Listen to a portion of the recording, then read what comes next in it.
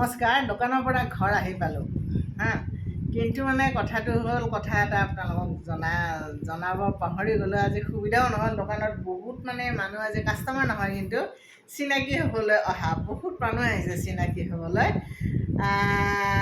তাৰে এগৰাকী অনুৰাগীয়ে মোলৈ এটা বৰ ধুনীয়া উপহাৰ আনিছে। চাওক, এইটো বহী, কিমান মস্ত বহী এটা আনিছে দেখিছে, আৰু এইটো কলম আনিছে।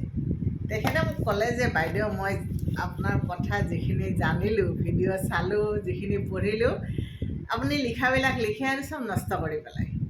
এইটো কাৰণে এই ডাঙৰ বহীটো মই আপোনাক দিলোঁ।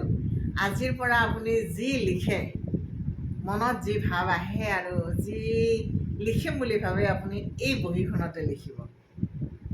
তেখেতে চাকৰি কৰে, নামটো বাৰু নকওঁ। তেখেতে মানে কি, মোবাইলৰ আগত আহিব নিবিচৰা এগৰাকী অনুৰাগী। বহুত কৃতজ্ঞতা জনালোঁ, ধন্যবাদ জনালোঁ। আৰু দৌৰা দৌৰি মানে এনেকুৱা সেইখিনি সময়তে ভিৰ হ'ল যে মই তেখেতৰ ফোন নাম্বাৰটোও লোৱা নহ'ল।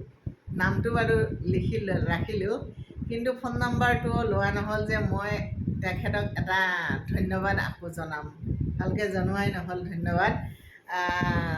ভাল লাগে এনেকুৱা, মানে ইমান গভীৰভাৱে ভাবে, তাৰমানে ইমান গভীৰভাৱে ভাল পায়। এই ভাল পোৱা আচলতে কোনো টকা পইচাৰে আপুনি জুখিব নোৱাৰে। এইবোৰ অন্তৰৰ পৰা নিস্বাৰ্থভাৱে ওলাই অহা ভাল পোৱা, মৰম, আন্তৰিকতা।